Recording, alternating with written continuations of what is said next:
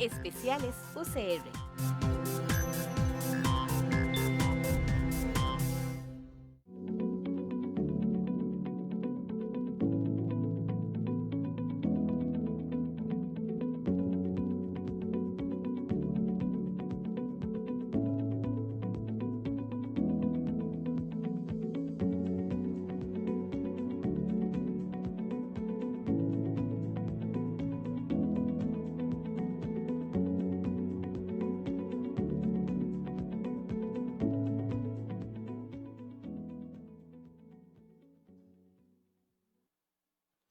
Muy buenas tardes, señoras y señores. De parte de la Unidad de Equidad e Igualdad de Género de la Rectoría, sean bienvenidos y bienvenidas al conversatorio titulado Balance del estado actual de los femicidios en Costa Rica, realizado en el marco del Día Internacional por la Eliminación de la Violencia contra las Mujeres 25N. En este día tendremos las palabras de bienvenida del doctor Carlos Araya Leandro, rector de la institución, y de la doctora María Martínez Díaz, coordinadora de la Unidad de Equidad e Igualdad de Género, a quienes saludamos cordialmente. También saludamos a las panelistas, la doctora Montserrat Zagot Ramírez, la doctora Mariana Mora, la licenciada Ana Hidalgo Solís y a la moderadora, la máster Laura Chinchilla Alvarado. También saludamos cordialmente a las autoridades, funcionarios, estudiantes y invitados que nos acompañan en esta tarde. Antes de iniciar con esta actividad, les recuerdo que como parte de la agenda, al finalizar el conversatorio, tendremos la inauguración de la exposición denominada Memorias Vivas de Mujeres Trans, presentada por el doctor Mar Fournier, y está ubicada en la sala multiusos de la Escuela de Estudios Generales. Vamos a iniciar con las palabras de la doctora María Martínez Díaz, coordinadora de la Unidad de Equidad e Igualdad de Género.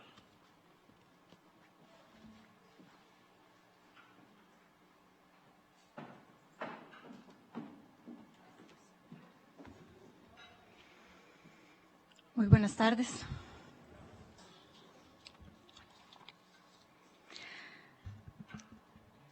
Un caluroso saludo al doctor Carlos Araya Leandro, rector de la Universidad de Costa Rica, a las personas participantes en este conversatorio, la doctora Montserrat Zagot, la doctora Mariana Mora y la máster Ana Hidalgo, a la doctora Leonora de Lemos Medina, vicerrectora de Vida Estudiantil, al doctor José Moncada Jiménez, vicerrector de Investigación, así como a la doctora Jessie Reyes Carmona, secretaria académica de Rectoría. A las autoridades universitarias y a las personas integrantes del Consejo Universitario aquí presentes. Doy también la más cordial bienvenida a las personas estudiantes y a cada persona integrante de nuestra comunidad universitaria que nos acompañan en este auditorio y que nos siguen a través de la transmisión. Quiero agradecer a las destacadas investigadoras de este conversatorio, así como a las compañeras del CIEM, quienes nos han apoyado en todas las actividades de este 25N. También agradezco profundamente este encuentro, que hoy nos convoca bajo el título Violencias que no cesan, miradas críticas sobre los femicidios en Costa Rica. Hablar de femicidios en un país que se piensa a sí mismo como pacífico, democrático y garantista de derechos, es hablar también de nuestras contradicciones más profundas, de las violencias que persisten, que mutan, pero que nunca desaparecen del todo. La investigación de Mariana Mora nos recuerda que el femicidio, esa expresión extrema de la violencia patriarcal, no es un fenómeno reciente. Es una herida antigua en la historia de la humanidad. Ya en Europa, a partir del siglo XV y durante 3 siglos, miles de mujeres fueron perseguidas, torturadas y quemadas vivas, acusadas de brujería.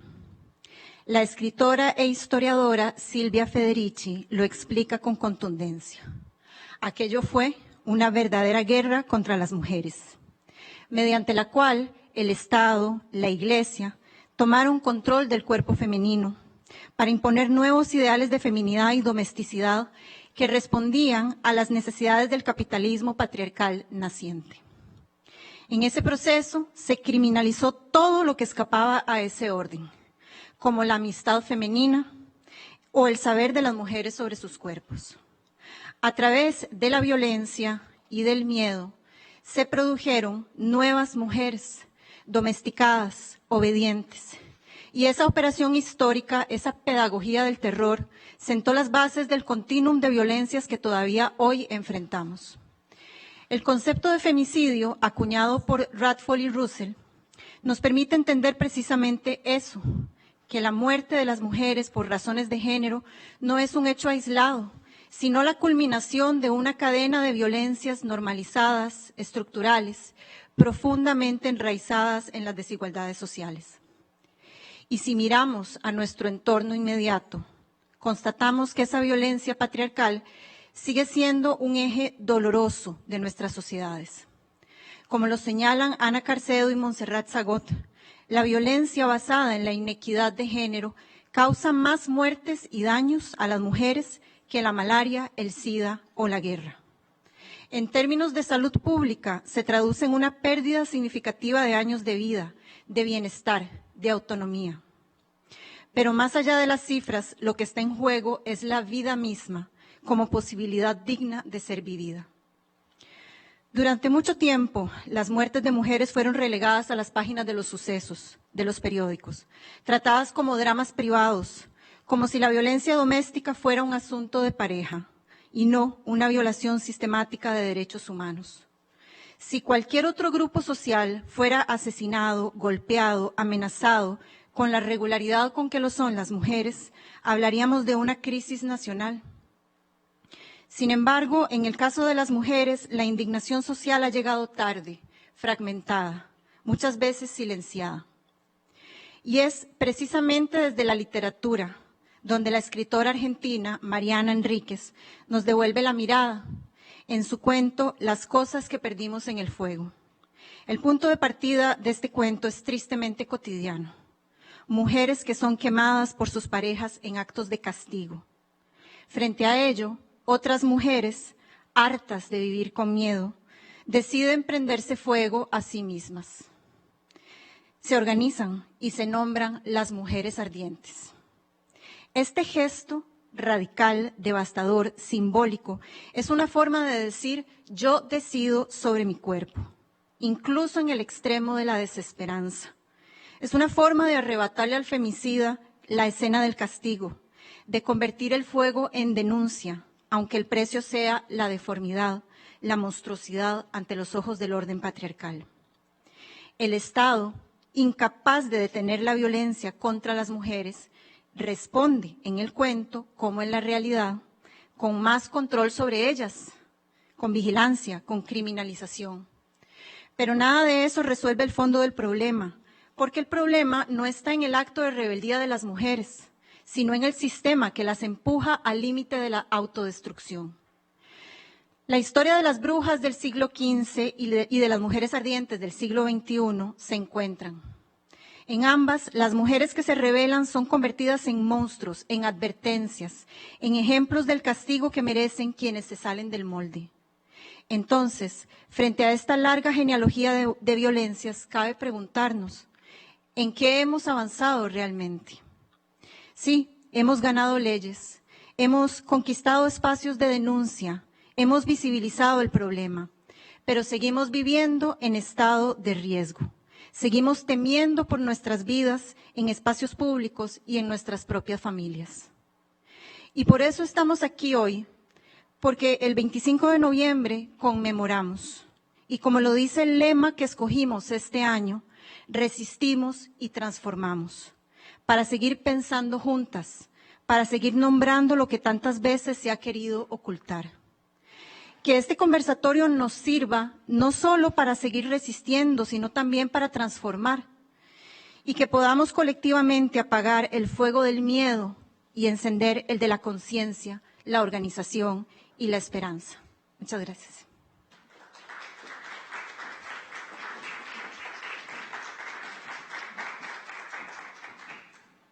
Seguidamente, el mensaje del doctor Carlos Araya Leandro, rector de la institución.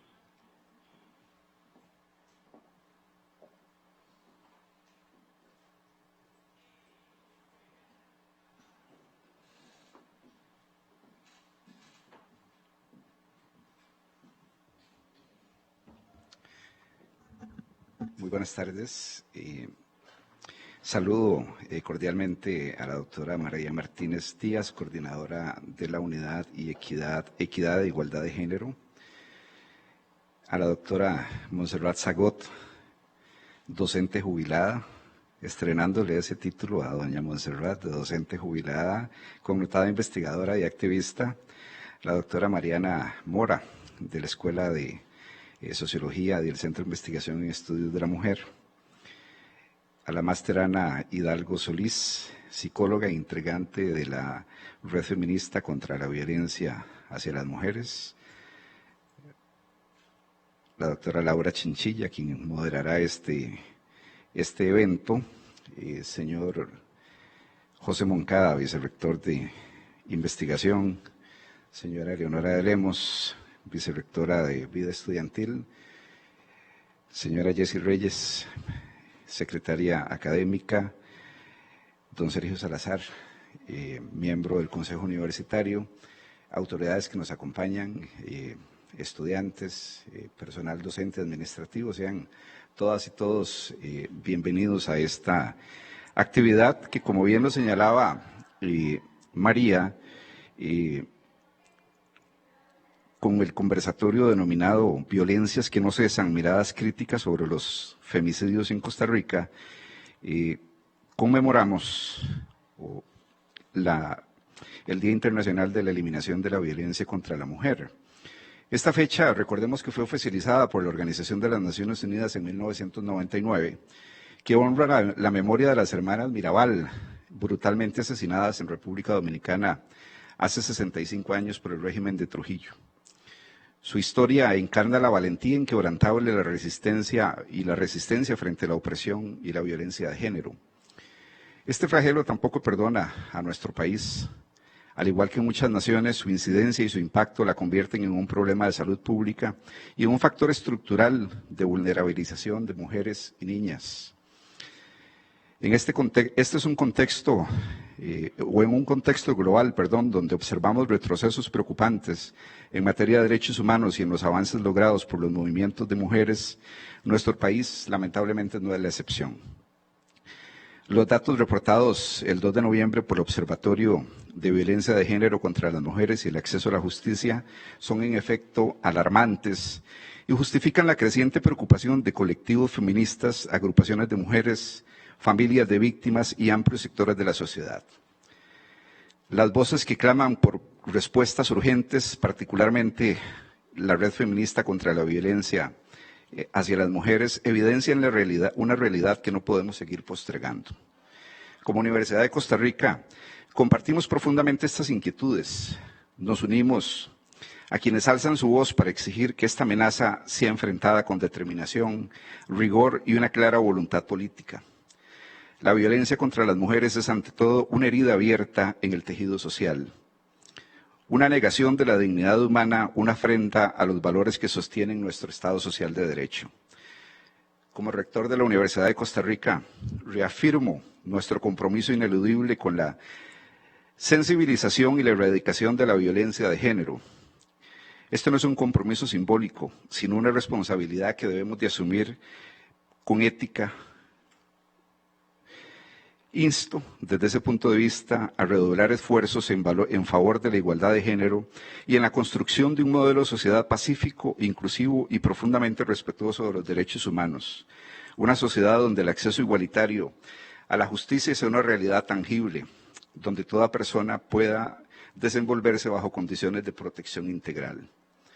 Esta exhortación, dirigida a la sociedad costarricense y a sus representantes, también abarca la necesidad de resguardar la salud y el bienestar, incluidas las consecuencias psíquicas, físicas y comunitarias de esta forma extrema de violencia y el impulso de una educación inclusiva, equitativa, que desde las primeras etapas formativas inculque el respeto irrestricto a la dignidad humana y el rechazo contundente a cualquier forma de maltrato. Como institución de educación superior, asumimos estas obligaciones en todos los niveles de nuestro quehacer, desde la formación académica hasta la investigación, la acción social y la gestión institucional. Asimismo, nuestra labor se articula con los principios globales orientados a promover un desarrollo humano verdaderamente sostenible, que trascienda lo meramente económico y coloque en el centro la dignidad de todas las personas. El progreso que anhelamos como sociedad requiere impulsar la equidad, fortalecer la inclusión, garantizar oportunidades justas para cada individuo y promover políticas que resguarden los derechos fundamentales. El futuro al que aspiramos demanda un compromiso renovado con la justicia social y con una ciudadanía más consciente y solidaria. La urgencia del momento histórico nos recuerda que debemos redoblar esfuerzos con determinación para construir un país más humano, más justo para todas y todos.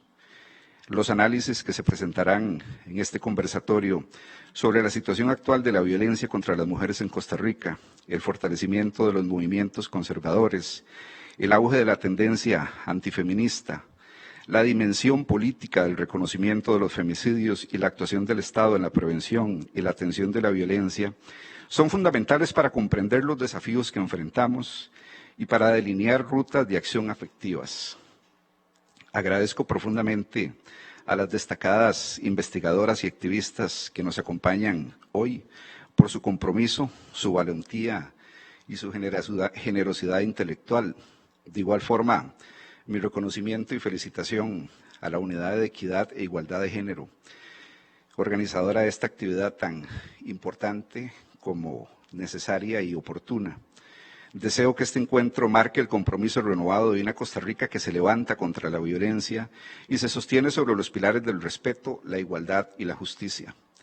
Que hoy salgamos de aquí con el corazón más abierto, la conciencia más alerta y la voluntad más firme. Porque transformar esta realidad no es solo un deber institucional, es un acto de humanidad. Sigamos caminando juntas y juntos con valentía, con empatía y con la certeza de que la violencia nunca tendrá su última palabra. La última palabra será siempre la dignidad humana. Muchísimas gracias, muy buenas tardes.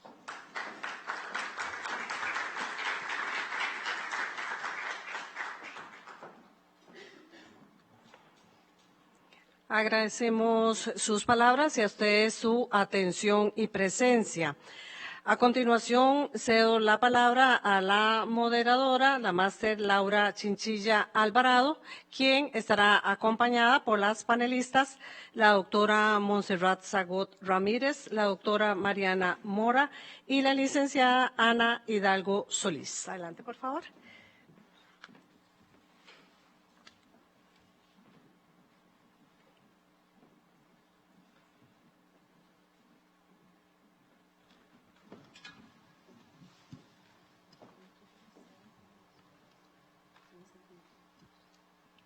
Bueno, muy buenas tardes.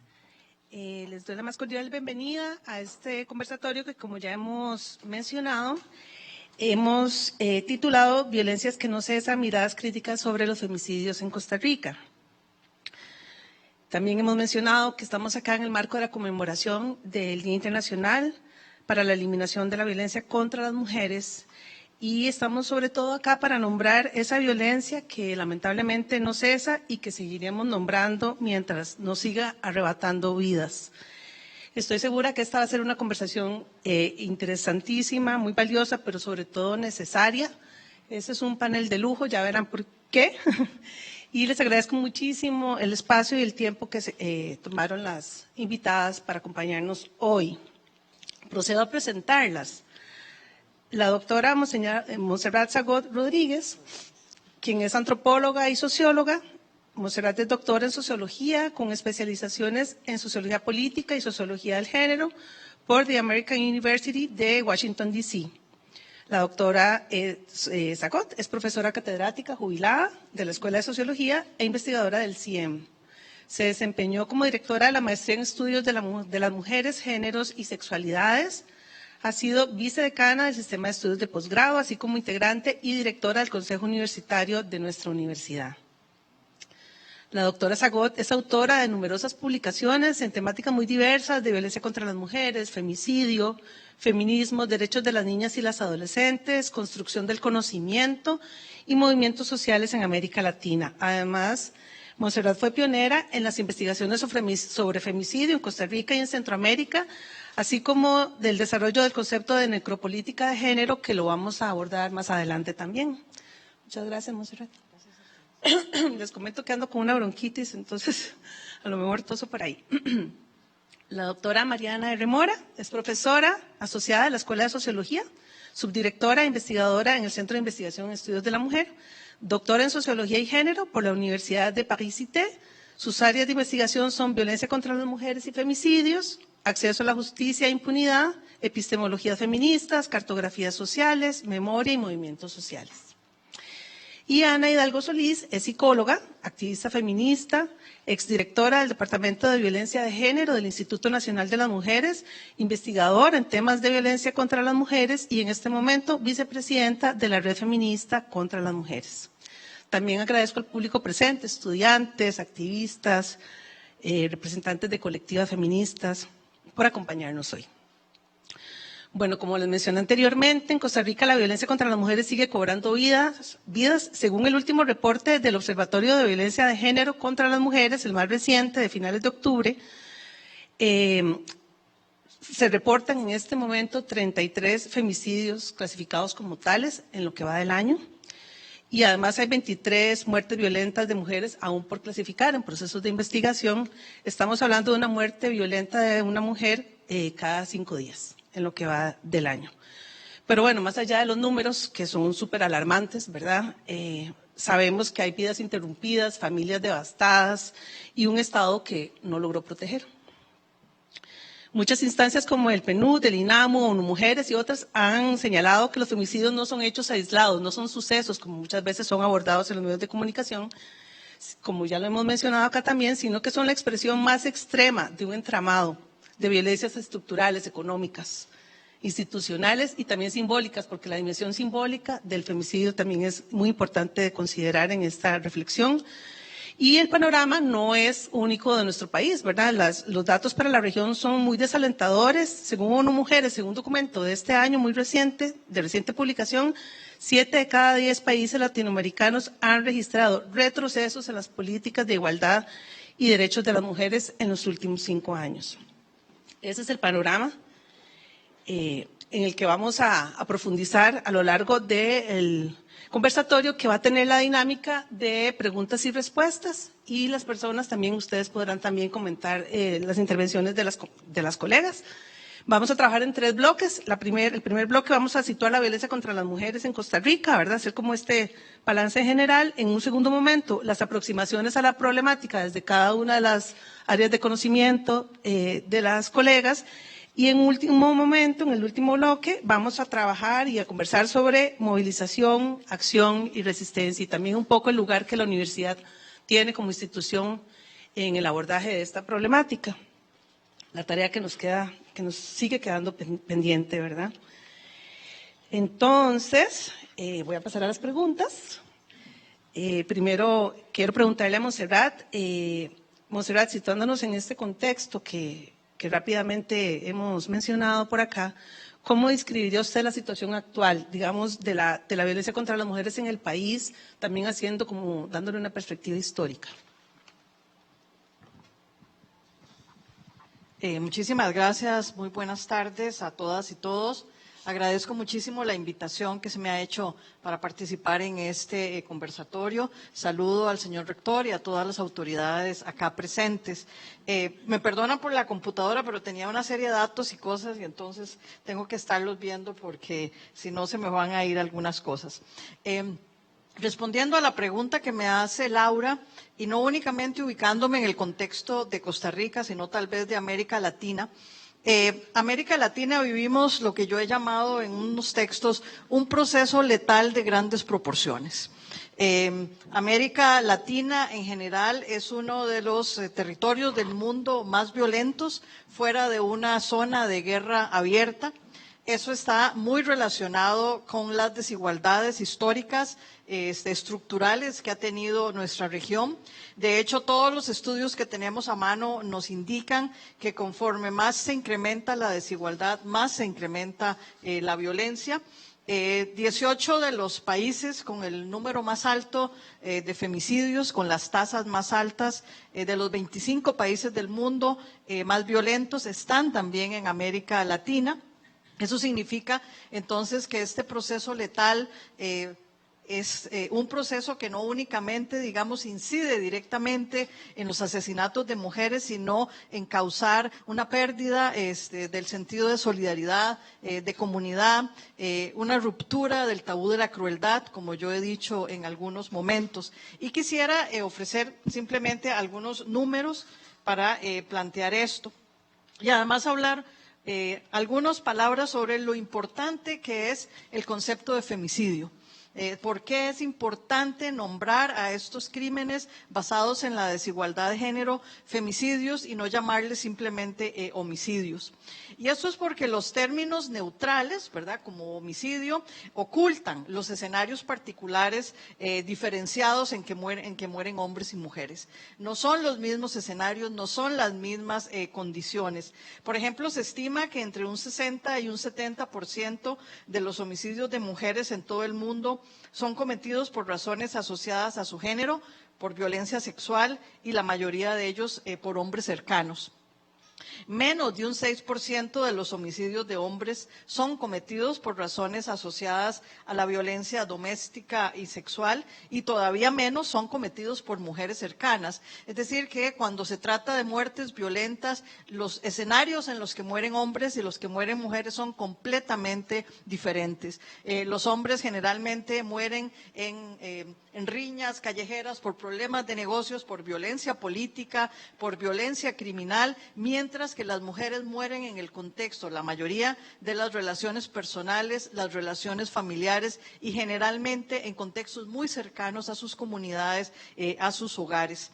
Y un elemento que es muy importante de entender es que en todo el mundo los homicidios de mujeres cometidos por maridos, novios, parejas o por violencia sexual están aumentando. Esta es la realidad que tenemos. Estamos viendo un proceso en el que el incremento de la desigualdad, del autoritarismo en todo el mundo hace que los asesinatos de mujeres por razones asociadas a su género estén aumentando. Es el caso de lo que está ocurriendo en Costa Rica. Costa Rica no se salva de esta tendencia letal que hemos visto en todo el mundo. Y un dato curioso que yo creo que es importante, es que los homicidios de hombres cometidos por sus parejas han disminuido drásticamente. Esto, y aquí lo voy a decir desde ahora, pero probablemente va a ser para discutirlo más adelante. Esto significa que todas las campañas que se han desarrollado sobre la ventaja de tener relaciones pacíficas, de tener formas de relacionamiento que no se traten por medio de la violencia, han tenido un impacto en las mujeres. Las mujeres hemos recibido esas campañas, hemos recibido esos discursos, mientras que los hombres no. Entonces, en ese sentido, es muy importante pensar qué tipo entonces de mensajes, qué tipo de construcciones tenemos que plantear para que también los hombres reciban finalmente los mensajes de la ventaja de construir sociedades menos violentas. Yo lo voy a dejar aquí, Laura. Muchas gracias. Perfecto. Muchas gracias, Montserrat. Paso a preguntarle a Mariana, bueno, si coincide con con este balance que hace Montserrat y sobre todo, bueno, Montserrat hablaba de los avances en el abordaje comunicativo, ¿verdad?, de la violencia contra las mujeres y de los femicidios, y también sabemos que ha habido avances legales. Sin embargo, hay patrones estructurales que siguen reproduciendo estas violencias. Si pudiéramos como hacer un dibujo de esos patrones que se siguen reproduciendo, Mariana. Muchas gracias. Sí, se me escucha. Muchas gracias. Bueno, primero agradecer la invitación a participar hoy acá. Para mí siempre es un honor y un orgullo compartir mesa con investigadoras que respeto y por su labor en esta temática tan difícil, tan dolorosa y compleja. Bueno, el contexto actual del aumento de la violencia contra las mujeres, creo que a pesar de que hablamos de lo actual y del presente, es necesario hacer un poquito de marcha atrás y por lo menos situarnos desde la pandemia, ¿verdad? Yo creo que la pandemia es un contexto que marca un antes y un después en la historia de la humanidad y que en relación a la violencia contra las mujeres vemos también allí su impacto. Precisamente el año 2020 fue uno de los años con mayor cantidad de femicidios. Si no me equivoco, fueron al menos 30 femicidios reconocidos por el Estado. Y luego 2022, 2023, 2024 y bueno, recién ahora con cifras que ya están depasando los 30 femicidios al año. Entonces, ¿qué es lo que provoca esta crisis, verdad? Y finalmente, creo que es un análisis que podemos hacer más a nivel general de qué pasa con la vida de las mujeres, los derechos de las mujeres cuando estamos en contexto de crisis, ¿verdad? Porque lo que nos revelan estos datos que Montserrat viene de describir es que es en el cuerpo de las mujeres, en la vida de las mujeres donde se disputan muchas de estas batallas, se negocia políticamente en detrimento de la seguridad y de vivir una vida finalmente exenta de violencia. La pobreza en este país ha aumentado a pesar de lo que dice el gobierno. La encuesta recién del INEC explica las razones de por qué esos datos se pueden maquillar o se pueden manipular de cierta forma. Y lo que quería resaltar de esta última encuesta es el dato que la Universidad Nacional, resaltó hace poco sobre la incidencia en las mujeres en particular, ¿verdad? Mujeres, están hablando más de un 70% de población de mujeres que ya no busca trabajo y que el recargo en casa y la dependencia económica también que eso implica las coloca en situaciones de mayor vulnerabilidad y de riesgo ante la violencia contra las mujeres. A nivel de lo simbólico, yo creo que un elemento de contexto que es fundamental también tiene que ver con la masculinidad. Esto también hay investigaciones fuera del país que han demostrado cómo hay un avance o más bien un retroceso, digamos, en esa masculinidad hegemónica cada vez más conservadora, más autoritaria y por ende más violenta también. Creo que pensando en nuestro contexto, tener figuras como la que se consolida en el Poder Ejecutivo a través de un presidente con la legitimidad y la autoridad que eso implica, envía un mensaje, ¿verdad? Y cuando analizamos los femicidios desde Radford, que la mencionaron ahora al inicio, uno precisamente de los mensajes para entender los femicidios es que cuando se comete un acto de este tipo se envía un mensaje a la población. Y creo que con las masculinidades podemos hacer el mismo tipo de análisis. Hay una figura con poder, con autoridad y legitimidad que reproduce una masculinidad en la que violenta cada miércoles a diferentes funcionarios de la política, incluido a veces hasta sus aliadas. Entonces, esta masculinidad y que hay otros ámbitos de lo simbólico, ¿verdad? Yo creo que en términos de lo cultural, las series, las películas que también exacerban esa masculinidad es algo que hay que prestarle muchísima atención. Y para terminar, en relación a este contexto actual, el debilitamiento del Estado Social de Derecho, yo creo que eso es algo que nos vulnera a todas las mujeres. En específico, si pensamos en los femicidios, al Poder Judicial y al INAMO, ¿verdad? Son dos entidades que han recibido la misma estrategia de falta de recursos, de desprestigiar, de crear un clima político de desconfianza y todo esto siempre en detrimento de las mujeres. Con el INAMO en específico, y bueno, imagino que Ana igual puede ampliar sobre esto, porque las organizaciones feministas lo venían denunciando y las últimas auditorías de la Defensoría de los Habitantes y la auditoría interna del INAMO lo viene también a recalcar, y es cómo también se están utilizando fondos públicos sin criterio técnico, sin indicadores. Estamos hablando de más de 500 millones de colones que se podrían estar invirtiendo en la atención directa a las mujeres, en que esa regionalización que tanto se habla sea efectiva y no como lamentablemente se ha visto. ¿Y qué rol tendría en este caso, o ya ha venido teniendo el sistema judicial costarricense, sobre todo con un asunto que se ha venido criticando que tiene que ver con los grados de impunidad? Claro, bueno, a mí me gusta utilizar una figura que para los femicidios se ha utilizado montones, que tiene que ver con el continuum, ¿verdad? Y esta metáfora del continuum, no como una jerarquía, sino precisamente como una reincidencia de violencias, a mí me ha permitido puntualizar la impunidad como ese extremo de una reincidencia de violencias institucionales, ¿verdad? Entonces, podría mencionar algunas para tampoco abarcar mucho del tiempo, pero antes de que incurra un femicidio, por ejemplo, muchos de los casos que tenemos del presente año son casos en los que hay antecedentes de violencia doméstica, hay medidas cautelares y aún así se comete el femicidio. Entonces, ¿cuál es el papel ahí del Estado, verdad? Y precisamente del Poder Judicial en asegurar al menos la implementación de este tipo de medidas. Porque cuando hablamos de impunidad, en estos casos el Estado no hay una rendición de cuentas, no hay responsabilidad de su parte. ya ha cometido un femicidio, y un poco a partir de la investigación que yo he venido haciendo estos años, creo que una de las principales trabas está en el proceso de investigación judicial. ¿Por qué? Porque se evidencia que a pesar de que Costa Rica firmó hace muchísimos años, hace más de 10 años, el protocolo latinoamericano de investigación de muertes violentas de mujeres, femicidio, feminicidio, es evidente caso tras caso que este protocolo no se pone en marcha. ¿Y qué implicaciones tiene esto? Bueno, este protocolo lo que dice es que quien investiga tiene que partir del hecho de que cualquier muerte violenta de mujer es un femicidio y sobre el proceso de investigación descartar si no lo es. Este enfoque es trascendental porque tiene un efecto sobre la elaboración de las hipótesis de investigación, tiene un efecto sobre el tipo de prueba que se recaba. Y lo que vemos, ¿verdad? El femicidio, por ejemplo, el femicidio de María Taxan en el año 2020, cometido en el ámbito de la pareja, el ámbito íntimo, refleja muy bien esto, ¿verdad? Cómo desde el día 1 hubo una falta de prueba pericial y esto luego lo asumen las familias en los juzgados. Este caso, por ejemplo, fue absuelto por duda, precisamente por la calidad de la prueba.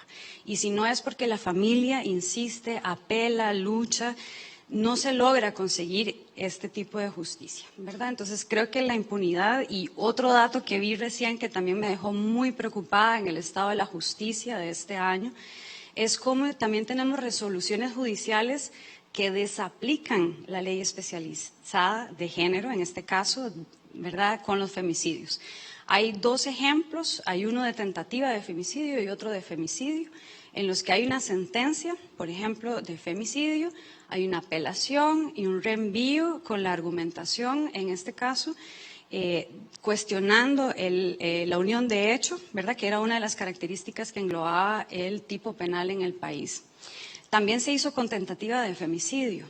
Se apeló, se readecuó la sentencia, incluso el tipo penal, y se pasa a maltrato, ¿verdad? Entonces, incluso en esa esfera ya de las resoluciones, de la judicialización, estamos viendo también ahí regresiones en cuanto al acceso a la justicia.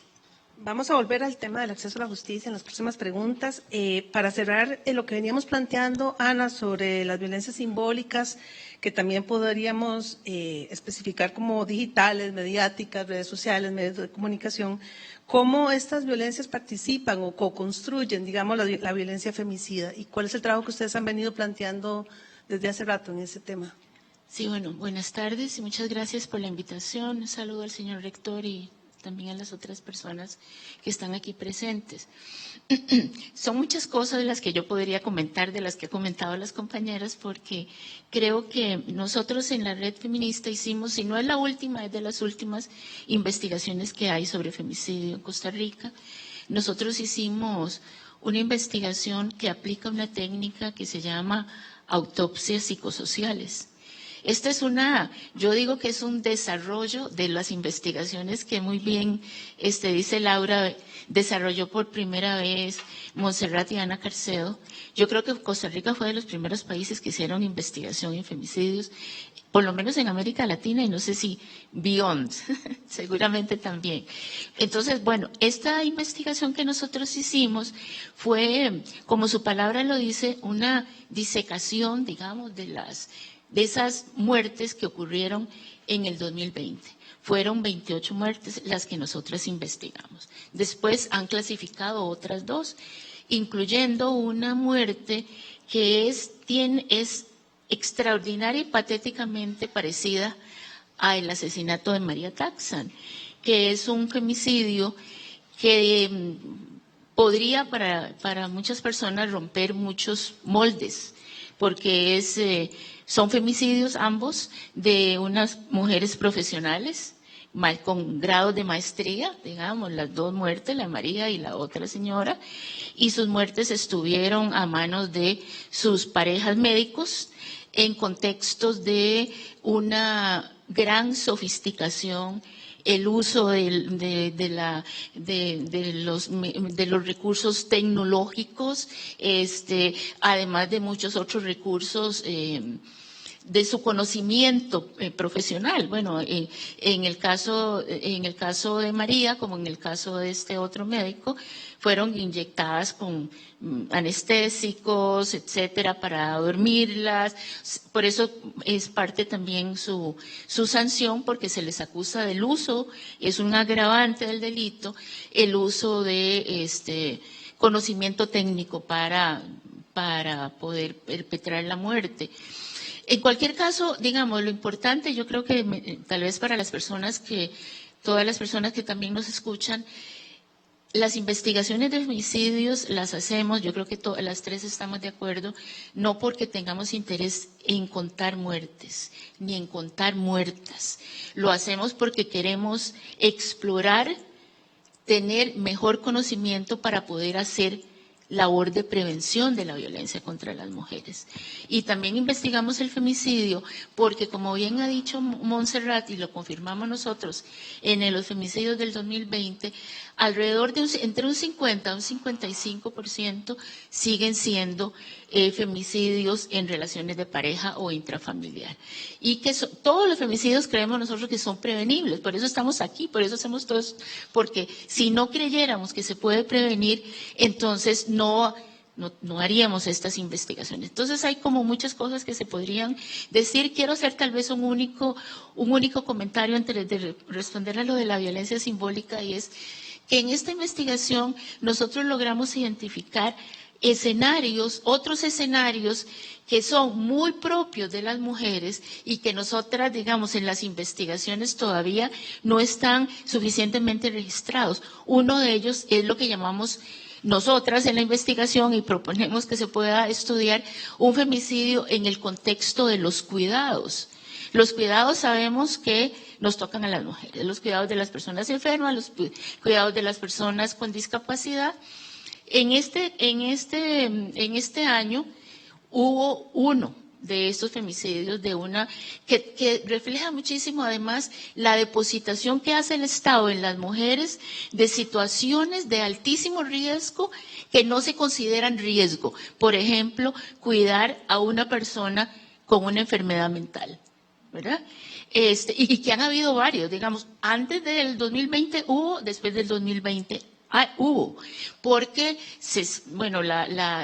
el sistema psiquiátrico cierra su servicio de internamiento y devuelve a las personas a las casas. ¿Y quién las cuida? Las cuidamos las mujeres en la mayoría de los casos. Y muchas de estas situaciones, como en el caso que nosotros documentamos, no podría decir que siempre, pero el que tenemos documentado es un abandono del Estado, porque no solamente le deposita esa responsabilidad, sino que no la acompaña a esa madre en el proceso de cuidar bien a este chico.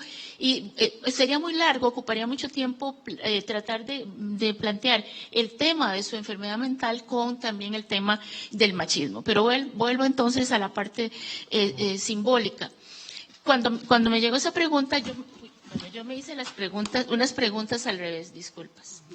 Y es, si nosotros sabemos que nuestras sociedades son esencialmente machistas, esencialmente conservadoras, pero vale la pena preguntarse entonces si tiene sentido o hay espacio para el cambio cultural, porque si no hubiera espacio para el cambio cultural, entonces no tendríamos nada que hacer. Entonces esta reflexión me llevó a hace 50 años, CEFEMINA, una de las primeras organizaciones que releva de manera específica el tema de violencia contra las mujeres, cumplió este año 50 años de activismo feminista, la Alianza de Mujeres Costarricenses, Las Panchas, como siempre las mujeres poniendo el tema.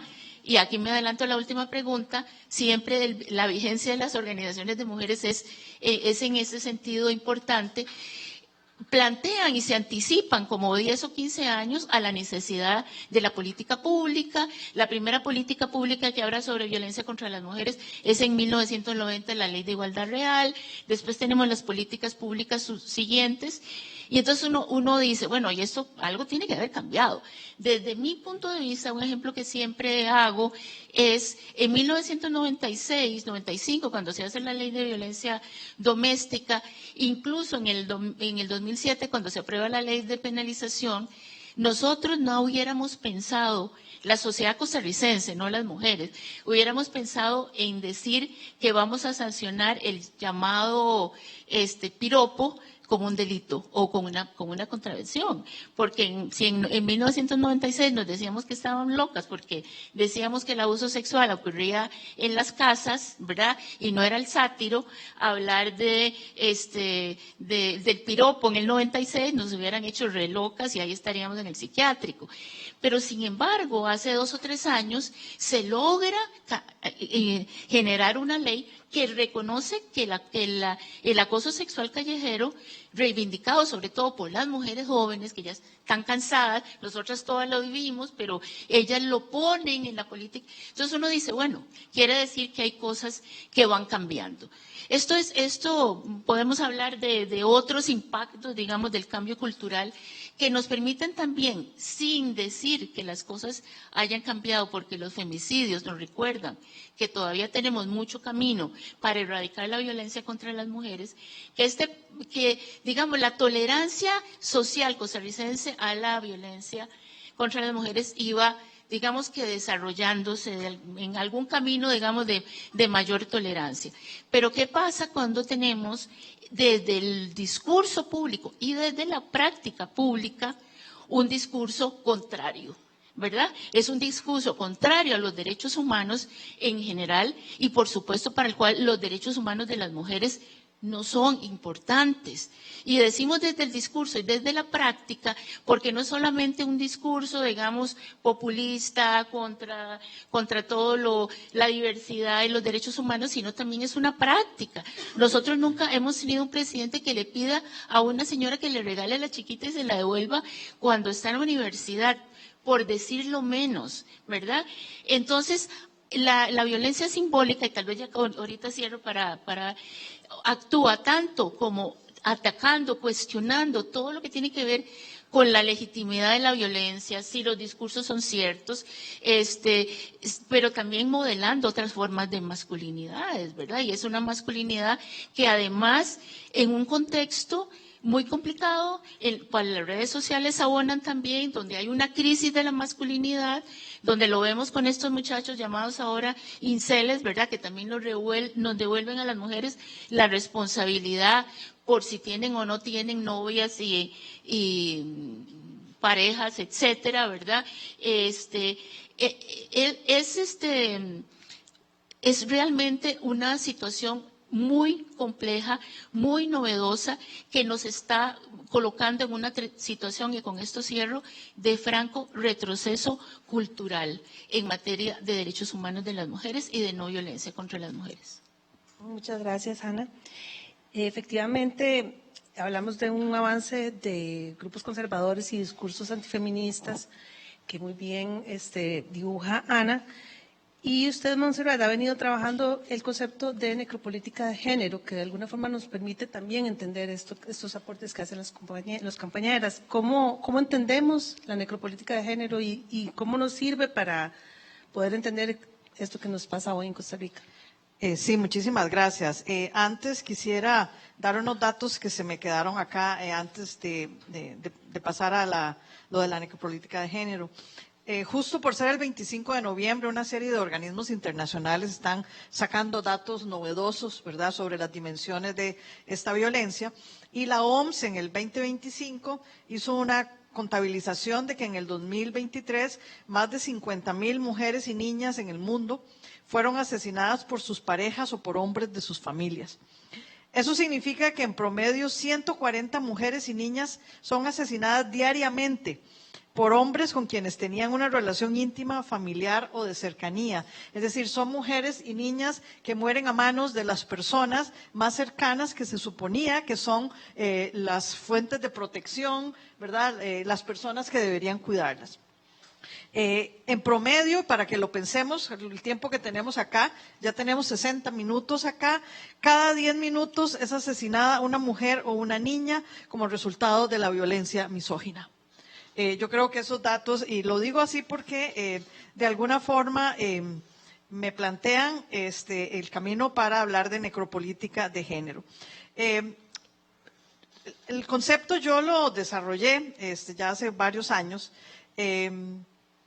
pensando en un concepto desarrollado por un filósofo africano que se llama Achille Mbembe.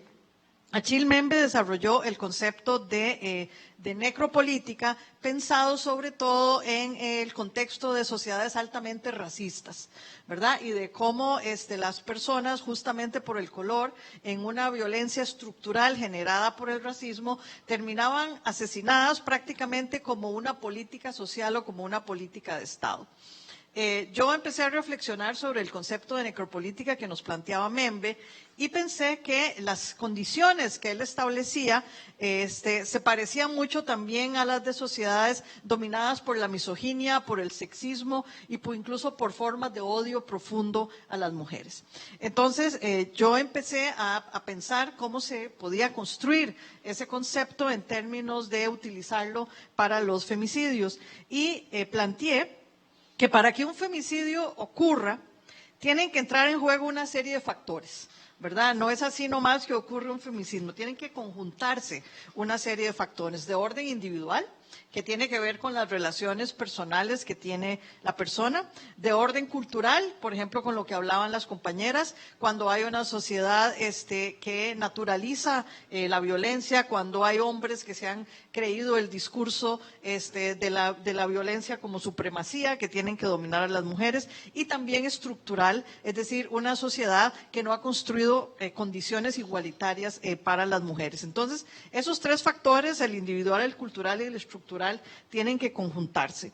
Y planteé entonces que el femicidio, en este caso, es el resultado de estos sistemas de estratificación que funcionan y crean de alguna forma condiciones para el descarte de mujeres. Yo lo llamo así. Yo sé que suena muy duro, pero la verdad es que este es el caso. Es un sistema político, social, individual y cultural que básicamente descarta mujeres. ¿Cuáles son las mujeres más fácilmente descartables? No es que no se descarta también a mujeres profesionales, como se ha analizado acá, el caso de María Taxan, otras mujeres. Pero las mujeres que son más fácilmente descartables son las mujeres de los sectores más empobrecidos, las mujeres más vulnerabilizadas, las mujeres que tienen poco acceso a recursos estatales, las mujeres que viven en los territorios más alejados, donde hay pocos servicios, las mujeres que viven en territorios dominados por la violencia criminal, por ejemplo, donde hay además un Estado que no le importa a estas mujeres, por eso es que yo llamo que son descartables.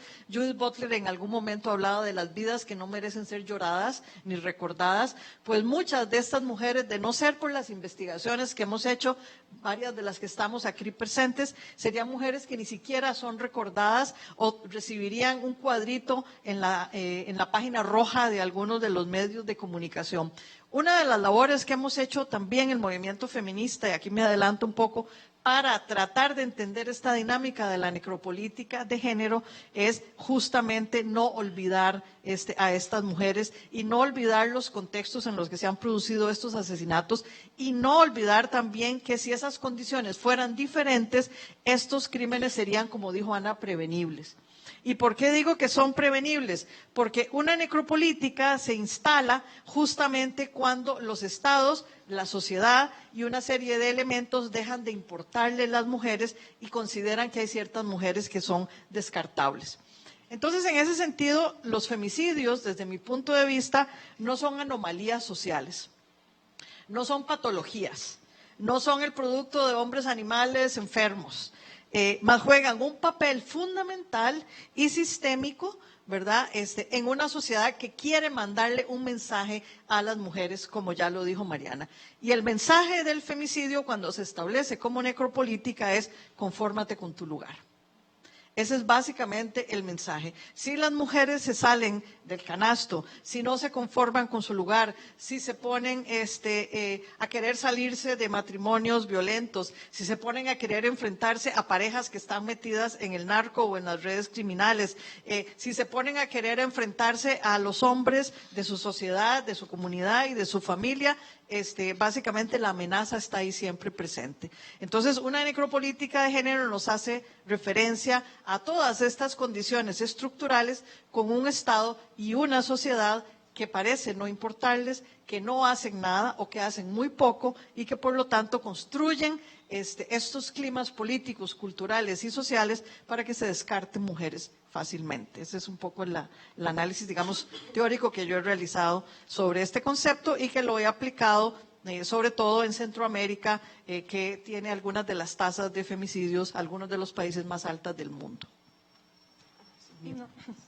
Mariana, en ese sentido, un poco retomando también lo que habías aportado en el bloque anterior, ¿cuál es la importancia que tiene que el Estado reconozca un femicidio como tal? Y en ese sentido, ¿qué efectos tiene la memoria, la reparación en el tema de la justicia? Y de paso, si pudieras valorar la ley de reparación integral para sobrevivientes de femicidio, si aporta en esta dirección. Y bueno, ¿qué tan real ha sido el acceso a la justicia para las familias sobrevivientes? Hablamos del caso María Taxan, pero hay otros más donde no ha sido lo mismo. Sí, bueno, con el reconocimiento quisiera partir de lo que mencionaba al inicio de Montserrat, del reconocimiento del femicidio a partir de las relaciones desiguales de género. ¿Verdad? Es decir, y en esto fueron claves estas investigaciones que efectivamente fueron las primeras a nivel internacional, ¿verdad? Porque México tenía una experiencia de ese tipo, pero muy localizada en Ciudad Juárez, ¿verdad? La experiencia de Montserrat y de Ana Carcedo en los 90s fue vital para justamente explicar a la sociedad y contrarrestar esos argumentos que todavía persisten, ¿verdad? Que vemos en los comentarios en redes sociales que todavía hay un intento por querer hacer de los homicidios género neutrales, ¿verdad? Entonces yo creo que a partir de eso, de ese reconocimiento social que hubo a partir de la década de los 2000, digamos, y que se ve, digamos, materializada ya con la ley de penalización, que también vale la pena resaltar que esta es la primera vez en el 2007 en que se tipificó el femicidio como un delito penal, ¿verdad? Es decir, que pasa de surgir de los movimientos sociales, de pasar por la academia y tener ya luego un pasaje, una incidencia directa sobre lo judicial. Les mencioné ahora brevemente que este primer reconocimiento fue muy limitado, ¿verdad? De hecho, esta ley es de las leyes que más tiempo han pasado en ser aprobadas, 2 periodos, 2 gobiernos, ¿verdad? Más de 8 años de discusión. Entonces, al final terminamos con una ley bastante limitada que comprendía el femicidio únicamente en el contexto del matrimonio, una unión de hecho. Y eso hizo que, en términos de reconocimiento, muchísimos casos de femicidio quedaran, digamos, en el olvido. Y aquí el movimiento feminista presiona una vez más, ¿verdad? Por dicha, el movimiento feminista siempre se mantiene activo y exigiendo, ¿verdad?, al Estado. Y se crea algún tipo de reconocimiento.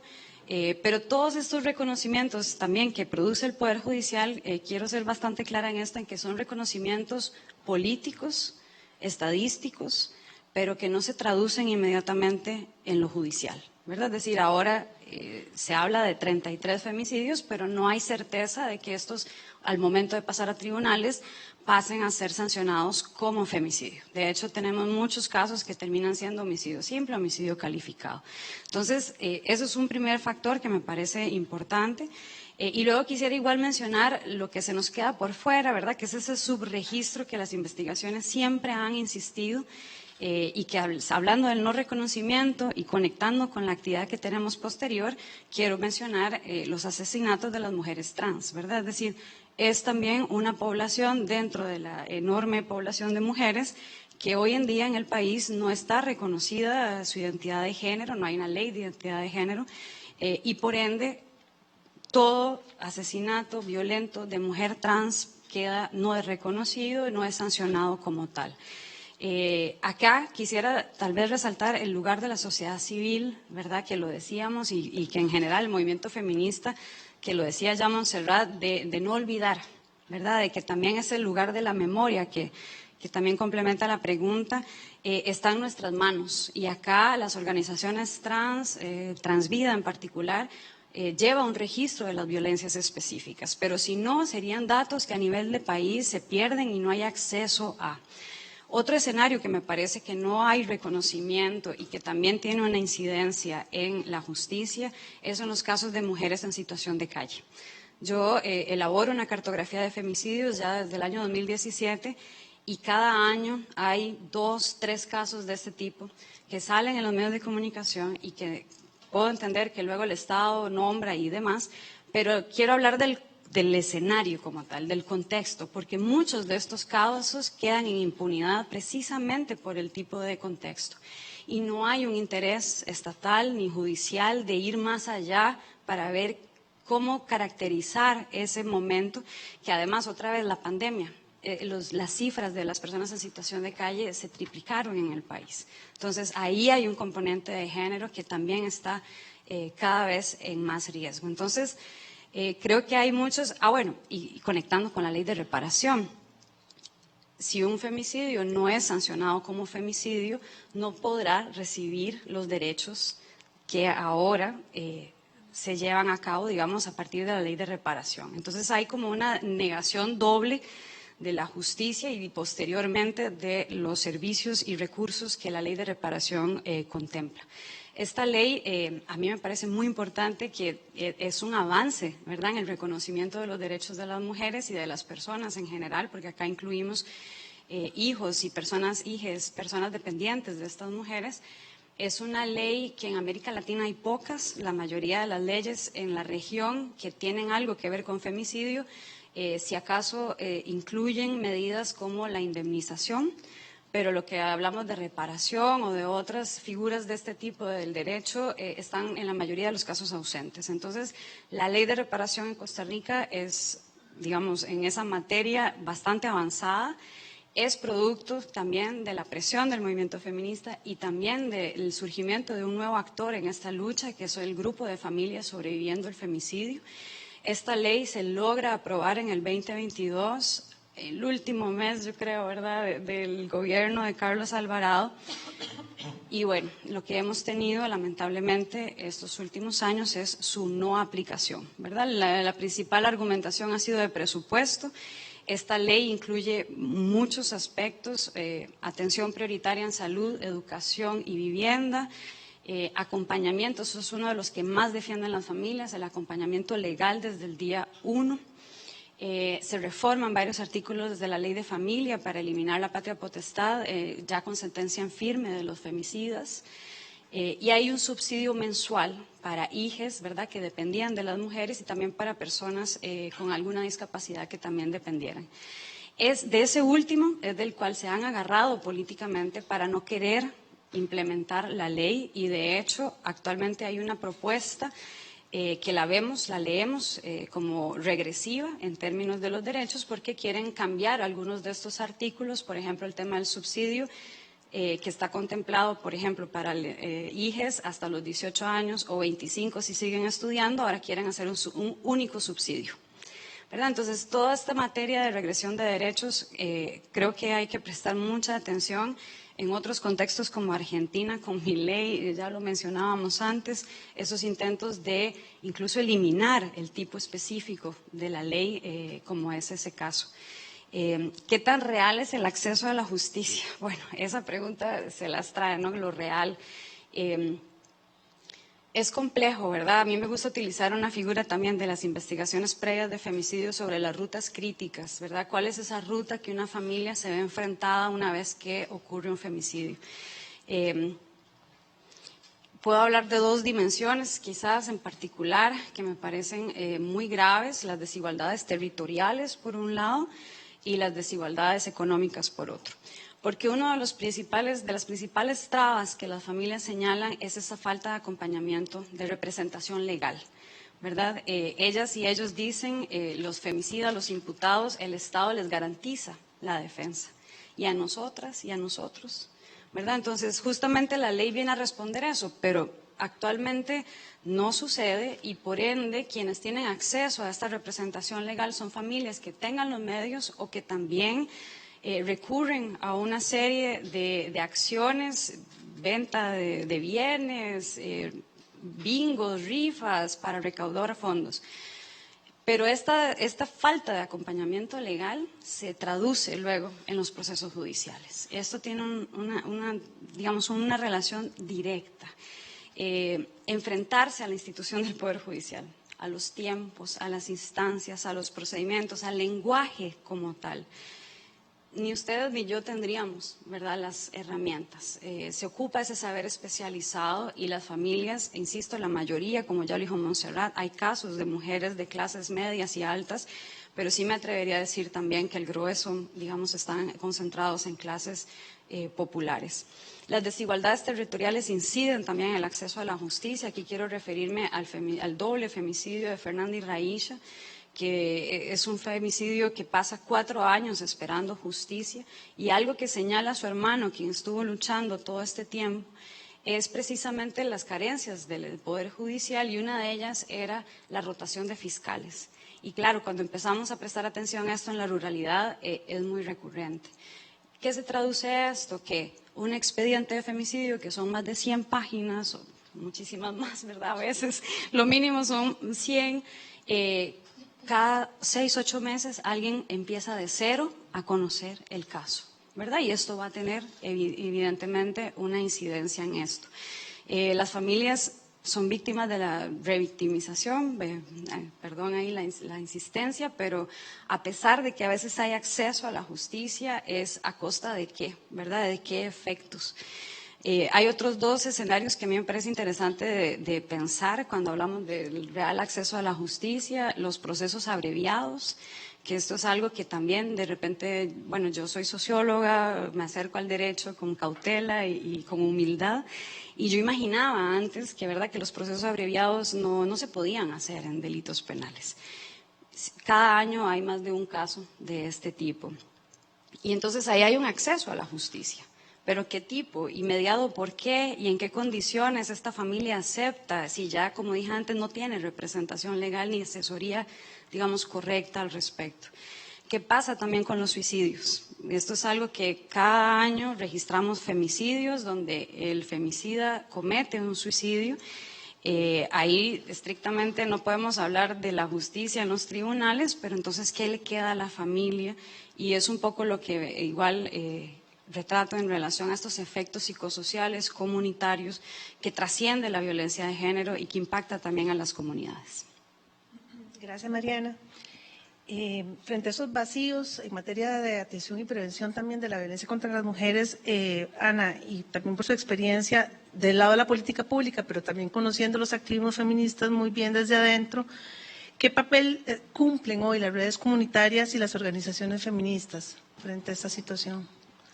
Sí, yo quisiera cerrar un poco una idea que no pude hacerla anteriormente, porque estábamos hablando de qué pasa cuando cambia el discurso y la práctica pública, ¿verdad? O sea, cuando el elemento de la contención, débil como fuera, digamos, de la institucionalidad, del movimiento, se debilita. Y eso impacta de manera directa en los cuerpos de las mujeres. Entonces, yo voy a solamente plantear una estadística. En el 2022 se registraron 12 femicidios íntimos, o sea, lo que llamamos artículo 21. Es la violencia de la pareja, la violencia expresiva más directa, el tú a tú, ¿verdad? Del hombre con la mujer, ¿verdad? Y en este año llevamos 24. O sea, se duplicó. Entonces, es posible, digamos, yo creo que existe sustento para poder decir de que no es solamente que aumenta, como hace también el SICOM, la Universidad de Costa Rica, un aumento en los discursos de odio, un aumento en sino que esos discursos tienen un impacto en el cuerpo de las mujeres, en el extremo con la muerte, ¿verdad? Ahí está la estadística, pero además porque es ese contexto en el cual yo me enfrento y yo, digamos, ejemplifico toda esa masculinidad que me están demostrando, que me están reclamando, que ejecute, que demuestre, ¿verdad? Y lo hago, digamos, sobre el cuerpo de las mujeres. También han habido aumentos en otros tipos de delitos. Entonces, esto como para cerrar la idea de que sí hay posibilidades, el cambio cultural ha permitido a esta sociedad avanzar, pero lo que estamos viviendo nos está costando muy caro, porque otra de las cosas que aprendemos es que tenemos que de pasar 50 años para que hayan cambios en la mentalidad, que se transforman en política pública, que se transforman en leyes, y en 4 años el retroceso es absolutamente veloz, ¿verdad? Lo que duramos 5 décadas lo podemos retroceder en 4. Y esto en derechos humanos de las mujeres, pero creo que también en general en derechos humanos en general. Entonces esto es muy importante. Quería decir también, abonando un poco, en esta investigación del 2020, los 28 femicidios, el 56% eran mujeres en pobreza o en pobreza extrema. Uno de los femicidios fue un doble femicidio de odio. Era una mujer lesbiana y que fue asesinada también por su condición sexualmente diversa y su condición de mujer por otro hijo, ¿verdad? Todas son un poco largas las historias, pero para reforzar que efectivamente, lejos de ampliarse, pareciera que en cada nuevo espacio en el cual vivimos las mujeres hay riesgos, incluyendo el riesgo de que nos maten, ¿verdad? Eso es así. Luego, vamos a ver, otro de los impactos que no quisiera pasar es que se ha expresado también en las cosas que no son propias. El debilitamiento del Instituto Nacional de las Mujeres, que no solamente es el debilitamiento al que menciona Mariana, en el sentido de ver el instituto por primera vez desde su creación involucrado en un cuestionamiento de corrupción por malos usos de recursos públicos para programas para las mujeres, es algo que yo no había visto nunca, ¿verdad? Y ahora, cuestionado desde las propias autoridades, la denuncia como herramienta que han tenido las mujeres, donde les hemos dicho durante años, rompan el silencio, vayan a buscar ayuda, y ahora resulta que hasta eso el propio instituto basurea, por decirlo de alguna manera, la institución de la denuncia, nos deja muy mal paradas, porque entonces las mujeres lo que sienten es un concepto que hemos utilizado hemos luchado porque la violencia deje de ser privada, ¿verdad? Fue toda la lucha de mucho tiempo. Hay que hablarlo, tiene que ser parte de la conversación pública, tiene que ser parte de la política pública. Y yo creo que parte de eso se ha logrado, porque desde los 90, bien o mal, todos los candidatos y las candidatas de todos los partidos políticos tenían que hablar sobre la violencia contra las mujeres. ¿Qué fueran a hacer después? Si ganaban, eso es otro tema, pero era una obligación porque estaba colocado, ¿verdad? Y era una promesa que el Estado le hace a las mujeres. El Estado le dice, rompa el silencio, que yo le voy a apoyar. Esa es una promesa.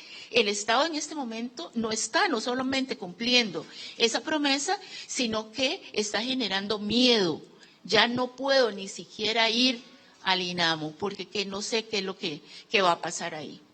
No te contesté la pregunta.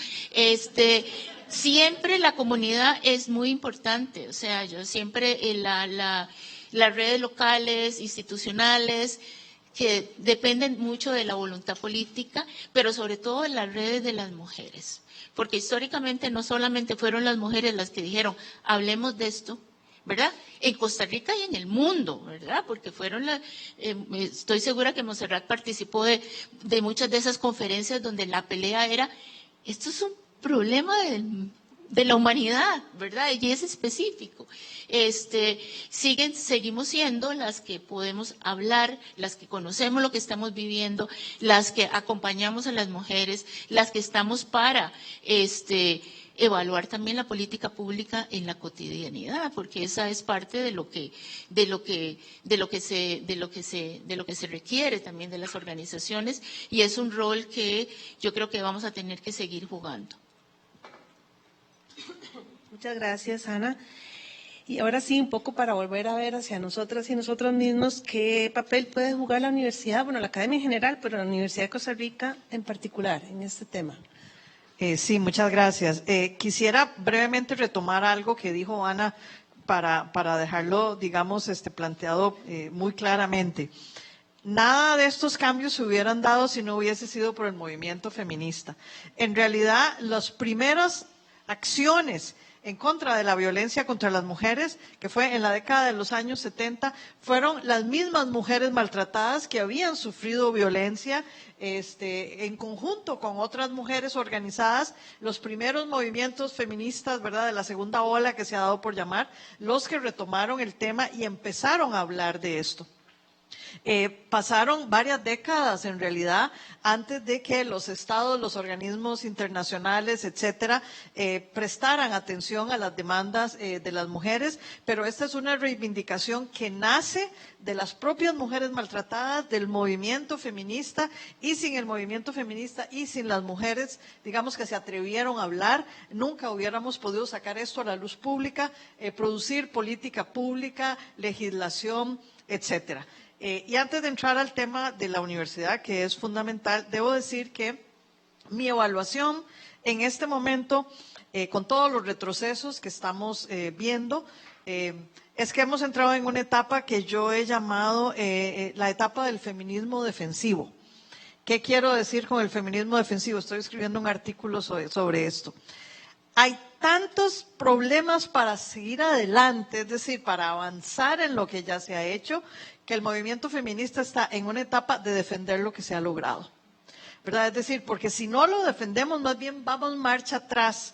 Entonces yo creo que el movimiento feminista siempre ha tenido momentos de mucha presencia, de mucho cambio y de ganar cosas, y ha tenido otros momentos de retroceso. Lo bueno de todo esto es que esto no es nuevo para nosotras, estos son 200 años de historia en que lo hemos visto así. Hay periodos mucho más auspiciosos para el avance y hay otros de retroceso, y sin embargo ahí está el movimiento por más de 200 años permanente.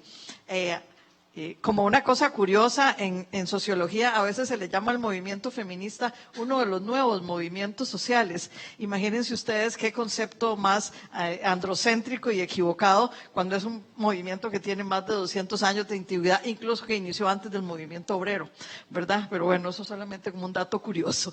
En relación con la universidad, bien, las universidades son un espacio de pensamiento crítico, de organización, de respaldo a todos los movimientos sociales progresistas. De hecho, la universidad es una de las instituciones como institución más ilustradas que tenemos, y por lo tanto que más ha favorecido el apoyo en ese sentido. Ahora, la universidad como institución también es producto de su época y de su momento, y también podemos encontrar aquí en la propia universidad problemas muy severos que tienen que ver con violencia contra las mujeres ejercidas al interior de la propia universidad. Es decir, eso no lo podemos negar. Sin embargo, le reconocemos a la Universidad de Costa Rica que fue la primera institución en aprobar una norma sobre hostigamiento sexual inmediatamente después de que se aprobó la ley nacional. Una institución que le ha dado respaldo, que incluso ayudó a construir la ley de igualdad real, con compañeras que ya están jubiladas como Laura Guzmán o Mirta González, que participaron directamente en la redacción, ¿verdad?, de estas leyes. La universidad participó activamente y directamente en la redacción de la ley de penalización de la violencia contra las mujeres, con colegas del CIEM y de otras unidades de la Universidad de Costa Rica, como la Facultad de Derecho, que han participado directamente. Entonces, en ese sentido, yo pienso que la universidad es fundamental, ha sido fundamental, pero que también hace falta que a veces se revise un poco hacia adentro, ¿verdad? Y que también corrija, como institución ilustrada que es, y muchas veces de vanguardia, cosas que más bien podrían servir de ejemplo para la sociedad en general. Es decir, hay mucho que hacer en términos de la igualdad y la equidad al interior de la universidad, hay mucho que hacer en términos del sexismo y el androcentrismo que todavía está presente en la academia, y lo que yo pienso es que con esos avances que la universidad ha propiciado, también debería entonces mirar un poco hacia adentro y servir de ejemplo para el resto de la sociedad. Gracias. Mariana, te hago la misma pregunta que a Montserrat. Disculpen, es que ando. Pero también quería que retomáramos muy rápidamente cómo resignificar, a propósito de los aportes que se hacen también desde la academia, el trabajo que hemos venido haciendo, muchas mujeres acá, en tu investigación, cómo resignificar la memoria de las víctimas para que sea motor de cambio y no solo de duelo. Y también un poco esta lectura que puede aportar la universidad. Claro. Bueno, coincido con la lectura que hace Montserrat, ¿verdad? Siempre la universidad va a plantearnos contradicciones, tensiones alrededor de esto. Quizás para concentrarme más en la otra pregunta, nada más resaltar el tema del presupuesto para la investigación, ¿verdad? Yo creo que eso es fundamental. El Centro de Investigación y Estudios de la Mujer no es como que le sobra el presupuesto, ¿verdad? Y todos estos avances que Montserrat citó ocupan presupuesto para ejecutarse, ¿verdad? Entonces yo creo que si nos preocupa el análisis de investigación de la violencia contra las mujeres, como institución tenemos que garantizar los recursos para poder hacer una lectura contextual apropiada de la materia. La otra área que me parece que la universidad puede incidir mucho es con la acción social, ¿verdad? Aquí también hablo desde el CIEM y sus proyectos de acción social, pero que yo sé que distintas unidades de la universidad tienen acciones y proyectos de este tipo, desde el TCU, proyectos como tal. A esto también hay que prestarle atención, ¿verdad? La universidad muchas veces dentro de su discurso se habla de los 3 pilares, pero luego en la práctica vemos que la acción social sigue siendo, ¿verdad?, como desvalorizada, o al menos no se le da la suficiente atención y recursos que necesita. Con la otra pregunta sobre resignificar el dolor, eso es algo que a mí me ha interesado mucho. Porque creo que eso es una de las temáticas que más revela el profundo dolor producto de una violencia extrema. ¿Cómo hacer para no quedarnos con un dolor que puede paralizar, ¿verdad? Y que en muchos casos paraliza. Creo que hay que, digamos, nosotras, las familias, los movimientos, las comunidades, tenemos, un poco lo mencionaba antes, de cómo recuperamos en nosotras la posibilidad de generar esa memoria. Lo decían antes con la nota roja en los medios de comunicación. ¿Cómo hacemos para que la historia de Angélica deje de ser una historia de sucesos, donde se ve todo lo negativo, donde hay una mirada gore de la violencia? ¿Cómo hacemos para resignificar esas historias, verdad? Las familias, por su parte, han hecho un trabajo en esa línea. Pero quisiera resaltar el arte, ¿verdad? El arte como una herramienta que ha logrado transformar ese dolor y con una intencionalidad no solo de la empatía, sino también de la sensibilización. Las familias hicieron una acción que era una campaña de siluetas, estuvieron colocadas junto a otras entidades, pero quiero resaltar a las familias. Eran siluetas colocadas en diferentes parques en el país, con las historias de las mujeres, ¿verdad? Como quién era Fernanda y qué le gustaba hacer a Fernanda, ¿verdad? Entonces yo creo que contar la historia desde ese otro lugar nos quita un poco, ¿verdad?, de lo profundo que puede ser el dolor. Hay otros tipos de manifestaciones artísticas en el país. Yo creo que vale la pena resaltar la campaña gráfica de Ni Una Menos. Tienen ya muchos años de estar haciendo esta campaña en colaboración con No Estamos Todas de México, que es otra organización que intenta a través de la ilustración esto mismo, ¿verdad? Contar las historias de las mujeres en vida, ¿verdad? Y yo creo que finalmente todo este tipo de acciones lo que van creando, y así conceptualmente se ha trabajado en otros contextos de violencia extrema, que tiene que ver con crear una comunidad de sentido, una comunidad del dolor, que está evidentemente articulada por esa emoción, pero que el hecho de que sea una comunidad permite colectivizar el dolor. Y no sé todavía cómo explicar la importancia de esto, de que el dolor no quede cosificado en una persona, en el papá, en la hermana, en la mamá, sino que ese dolor, y un poco retomando esta consigna ya clásica del feminismo, no estás sola, esa sensación de que ese dolor profundo no se vive de manera individual, sino que hay una sociedad, una comunidad, un barrio que se siente, que logra dejarse sentir, digamos, por ese dolor. Y creo que eso es uno de los desafíos actuales donde hay una profunda deshumanización, el lograr volver a conectar con esa capacidad de la humanidad, de las comunidades, de transformar y de crear otros contextos para las mujeres. Y creo que, bueno, la muestra que vamos a ir a ver es precisamente eso, cómo reconocemos la vida de estas mujeres, cómo hacemos hincapié en sus deseos, en sus sueños, en sus vivencias, y no únicamente en la parte dolorosa de la violencia. Gracias, Mariana. Para cerrar, Ana, ¿qué tipo de alianzas pueden contribuir, ayudarnos a enfrentar esta violencia estructural, pensando organizaciones feministas, academia, universidad, sociedad civil en general, el Estado? Alianzas con propósito, diría yo. Tendrían que ser alianzas con, por ejemplo, yo quería comentarles un poco, a veces no nos damos cuenta cómo este proceso nos va transformando a todos, digamos, sin querer. Hace como 10 días tuvimos una sesión de trabajo con varias de las familias de sobrevivientes de femicidio. Y para ponerlo como hacer un poco cercano qué significa ser una familia sobreviviente es, por ejemplo, 2 abuelitos que de pronto tienen que hacerse cargo de 2 niños adolescentes. Abuelitos que tal vez viven de la pensión o, como lo dijo ese día, no es la única historia, pero ese día una señora, sus dos hermanas, que tienen que hacerse cargo una y otra de un hijo de la hermana asesinada. Es que ya nosotros estábamos terminando, decían, ¿verdad? Ya el hijo propio ya tenía 15 años, 18 años, ya estaba viendo cómo se le terminaba o por lo menos pasaba la etapa de esa maternidad, ¿verdad? Y de pronto tiene que asumir una maternidad. Y entonces una de ellas va a una institución porque en este caso es un bebé y ella quiere tener un poco de recursos para poder comprar mantillas, ¿verdad? Y es como lo básico, digamos, para una ayuda.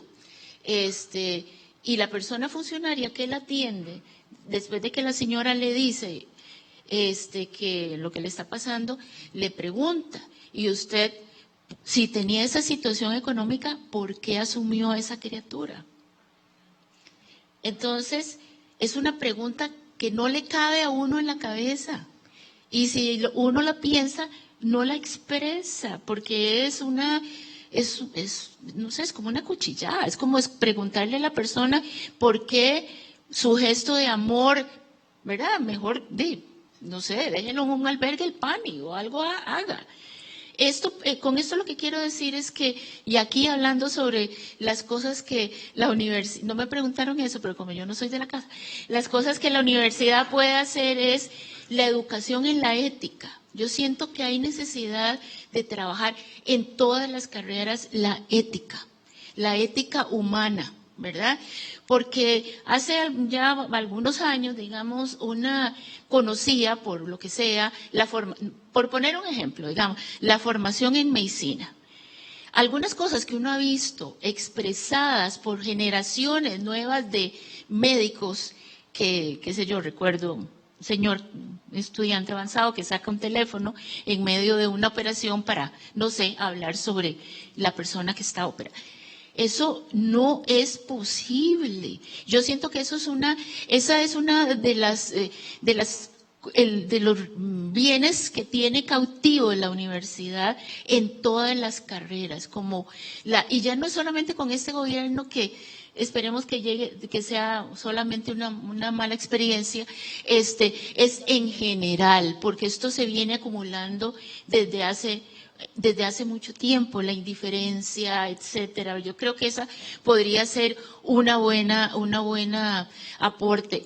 Y lo otro, yo conozco la autonomía de los profesores y todo, pero sería tan importante que todos los conocimientos en materia de teoría de género, etcétera, pudieran llegar a los jóvenes cuando están estudiando. Porque después yo les cuento, viera cómo cuesta después agarrar un abogado, una abogada y explicarle. Y a veces usted se encuentra personas y usted alguna vez llevó un curso sobre los derechos, el marco internacional de los derechos humanos, las convenciones internacionales. No sé qué es eso, y así, digamos, en general. Y refuerzo también, yo creo que esas son alianzas, el tema de la investigación. Esta investigación que nosotros hicimos realmente produjo información que no se produce normalmente, porque nosotros hablamos con mamás, papás, vecinos, abuelitos, compañeras de trabajo, de las mujeres, para ver quiénes eran esas mujeres y cómo fue, si es que es posible explicar cómo fue que se llegó al femicidio. Y eso las organizaciones de mujeres como nosotras pues no lo podemos hacer porque no tenemos los recursos, lo podemos hacer si se financia, pero eso podría ser algo interesante que lo haga la universidad porque permite contrastar la política pública con la realidad. Esto es lo que dice la ley, esto es lo que dice la política pública, cómo lo viven las mujeres. Y eso es un aporte que siempre hay que estar haciendo porque uno no puede dormirse en los laureles con el actuar del Estado, digamos, pero suponer que lo va a hacer bien. Bueno, nos quedan un par de tareillas pendientes, ¿verdad? Voy a abrir el espacio al público para unas 3 intervenciones, preguntas, comentarios para nuestras panelistas y vamos cerrando. ¿Sí? ¿Quién me ayuda con...?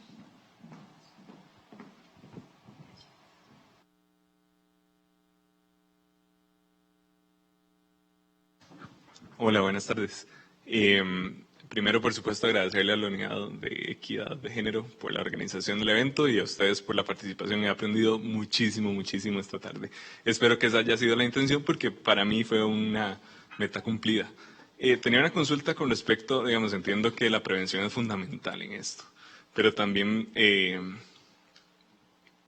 fundamental, me parece, que las personas asuman las consecuencias por sus actos. Y entonces por ahí tenía tal vez una pregunta para Mariana, es si han estudiado en la tipificación de los femicidios, en las, digamos, al final en la resolución de los procesos, si la composición de los juzgados tiene algún tipo de efecto sobre el final del proceso, básicamente.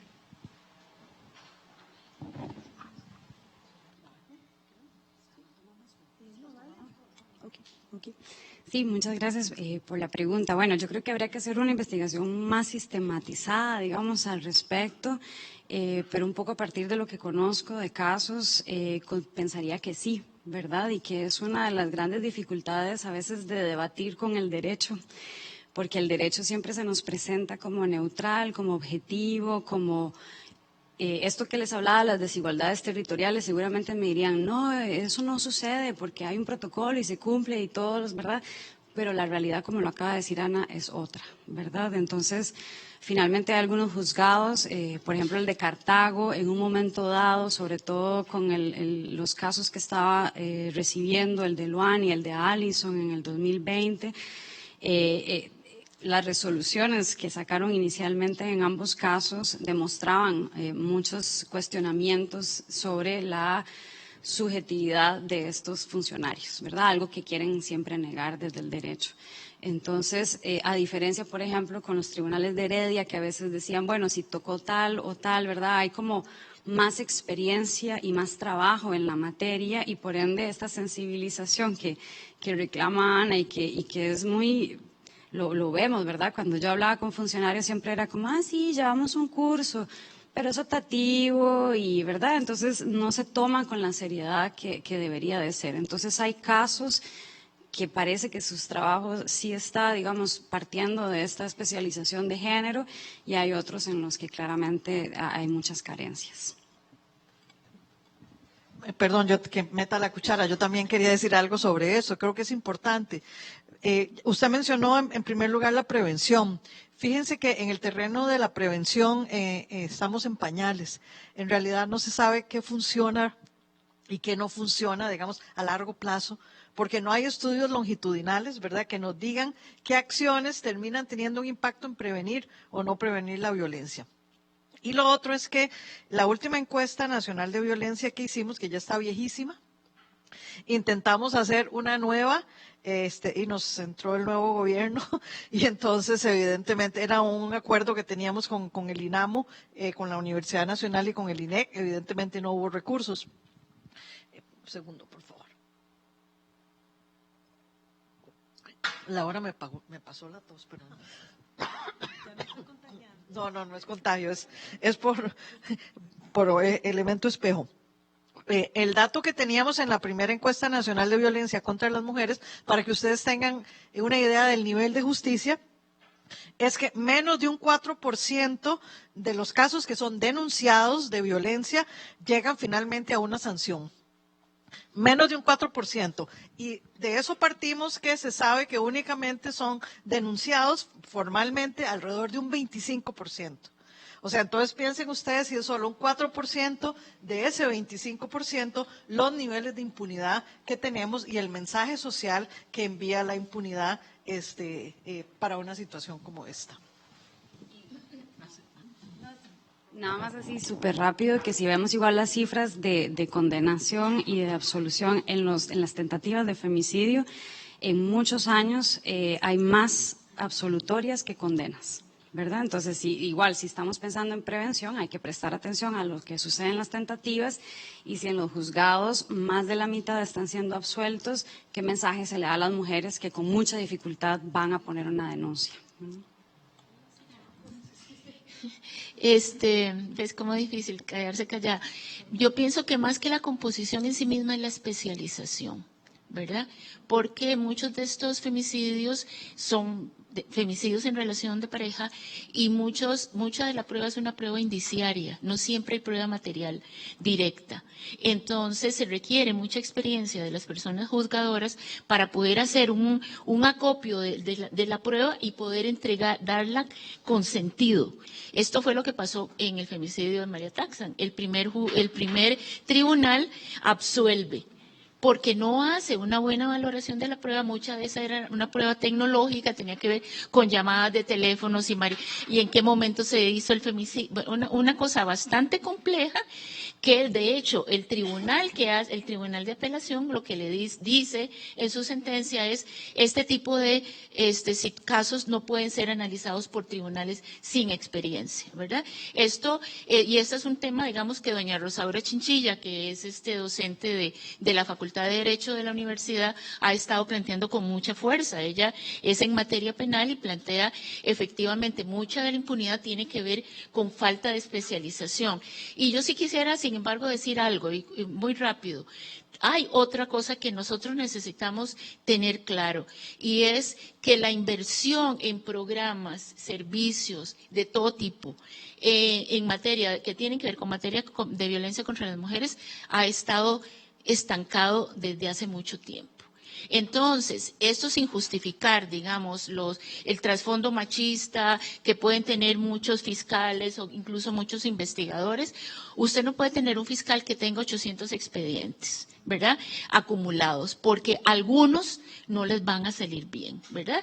Y si además usted tiene que cumplir con una meta, ¿verdad? Igual si usted no tiene suficientes policías de investigación, o usted tiene una persona, en el caso de Fernanda y Raicha, es una comunidad rural, como dice Mariana, comprobamos que hay menos acceso a la justicia, pero ahí ni siquiera había una oficina donde la mujer podía ir a poner una denuncia. De hecho, todavía no existe, ¿verdad? O las que existen tienen una funcionaria, una psicóloga, hace 15 años atendiendo un día sí y otro también casos de violencia, porque no hay inversión. Entonces, esto a mí, yo siento el deber ético también de plantear esto, porque si no uno solamente termina haciendo críticas al funcionariado público sin analizar también que hay condiciones materiales que no han avanzado, y hacerlo así, digamos, y seguirles depositando la responsabilidad de una buena atención de la violencia, una buena investigación, termina haciéndole el juego al sistema desde mi punto de vista, porque entonces queremos reclamarle a las personas que hagan su trabajo bien, pero no le estamos al mismo tiempo reclamando al Estado que le dé las condiciones que tienen para poder trabajar adecuadamente.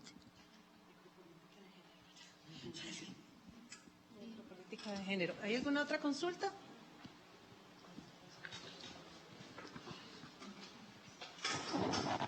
Bueno, en primer lugar, se agradece muchísimo, es muy valiosa la conversación.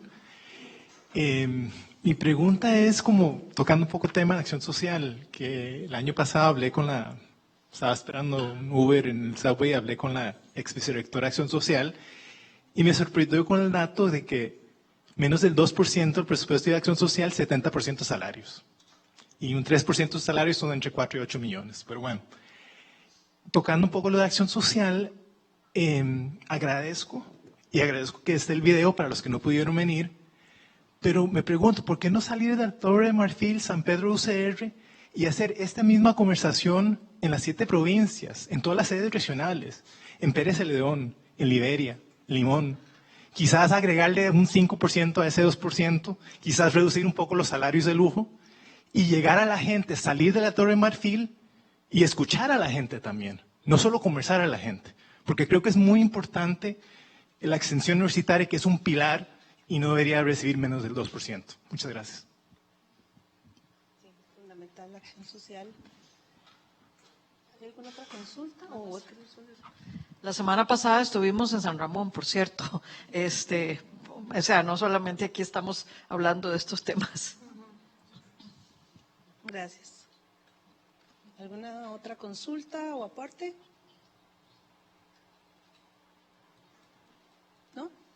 Vamos cerrando. Entonces, bueno, agradecerles muchísimo su presencia a las autoridades universitarias y sobre todo a estas 3 mujeres a quienes admiro muchísimo. Muchas gracias por ese trabajo de larga data ya, en algunos casos, que han venido haciendo ustedes, su generosidad intelectual y también porque han puesto el cuerpo en muchos momentos en que son muy cuestionadas también los abordajes que se hacen en esta materia.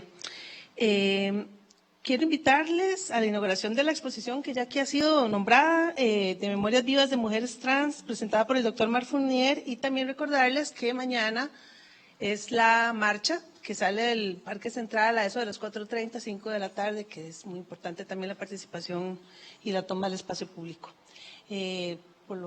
Cerramos, ¿verdad? Muchísimas gracias a ustedes por su presencia y nos vemos el próximo año.